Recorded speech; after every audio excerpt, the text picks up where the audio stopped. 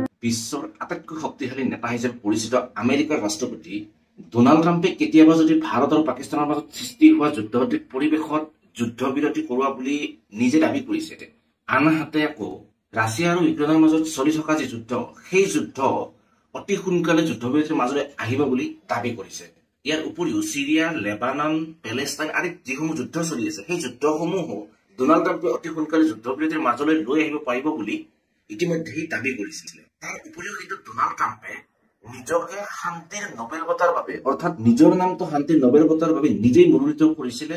Donald ট্ৰাম্পে দাবী কৰিছিলে যে ডোনাল্ড ট্ৰাম্পে আচলতে শান্তিৰ নোবেল বঁটা পোৱাৰ বাবে যোগ্য। এতিয়া আটাইতকৈ ডাঙৰ প্ৰশ্নটো হ'ল, নিজে নিজৰ নামটো শান্তিৰ নোবেল বঁটাৰ বাবে মনোনীত কৰা সেই ডোনাল্ড ট্ৰাম্পে ইজৰাইল আৰু ইৰাণৰ মাজত চলি থকা যুদ্ধত আমেৰিকাক কিয় পোনপটীয়াকৈ জড়িত কৰা নাই? আমেৰিকাই ইৰাণৰ ওপৰত একদম মুকলিকে যি ষ্ট্ৰাইক কৰিছে, সেই ষ্ট্ৰাইকৰ জৰিয়তে এটা কথা স্পষ্ট হৈ পৰিছে যে ইজৰাইল আৰু ইৰাণৰ মাজত সংঘটিত যি যুদ্ধ, সেই যুদ্ধত আমেৰিকাই ইজৰাইলক সমৰ্থন কৰিছে।